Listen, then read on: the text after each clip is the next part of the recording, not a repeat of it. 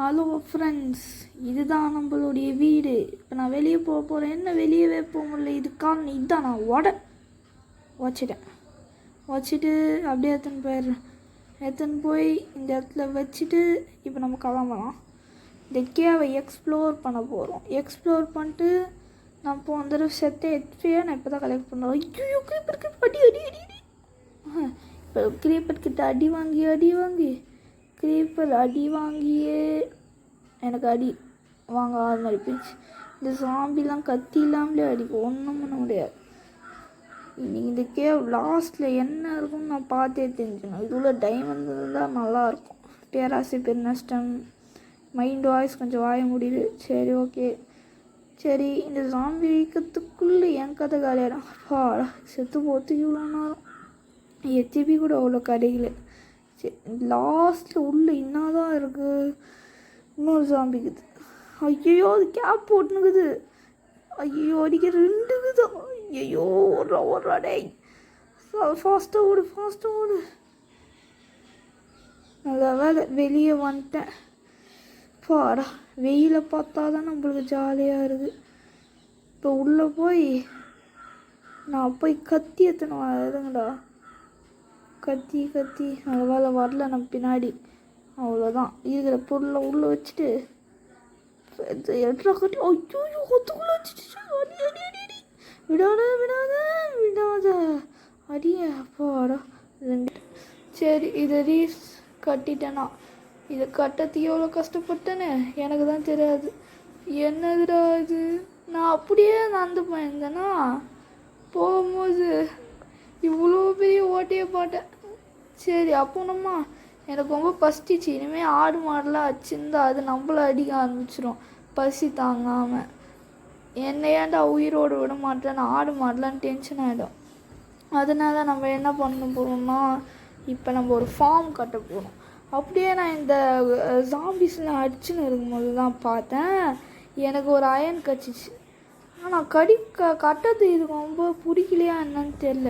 விடாமல் வந்துனே இருக்குதுங்க அந்த சாம்பி. நான் கட்டத்தை பார்த்துட்டு ஒருவேளை நிறைய வியூஸ் போவாதோ, அதனால தான் இப்படி வருதோ. இல்லை, எனக்கு வியூஸ் போவோம், உங்கள் மேலே நம்பிக்கை இருக்குது அப்படின்னு நான் அதை அடிக்கிறேன். பார்க்கலாம். போன தடவை 149 வியூஸ் தான் வந்துக்குது.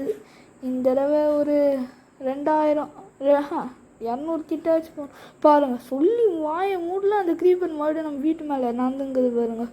நம்ம வண்டி உள்ளே இருந்துருந்தோம், நம்ம கதை காலி ஆகிட்டு இருக்கோம். சரி, அப்புறம் இந்த மாதிரி ஒரு ஏரியாவை பண்ணிக்கோங்க. பண்ணிவிட்டு இந்த ஏரியாவில் கிளாஸை ஃபுல்லாக நிரப்பிக்கணும். அப்புறம் அதை அந்த சைடு அதே மாதிரி நிரப்பின்னு உங்ககிட்ட கிளாஸு அதெல்லாம் தேவைப்பச்சுன்னா எடுத்துக்கோங்க. அதுக்கு முன்னாடி ஐயோ, நான் இன்னும் பாதி ஹார்ட்டில் நான் தப்பிச்சிட்டேன்.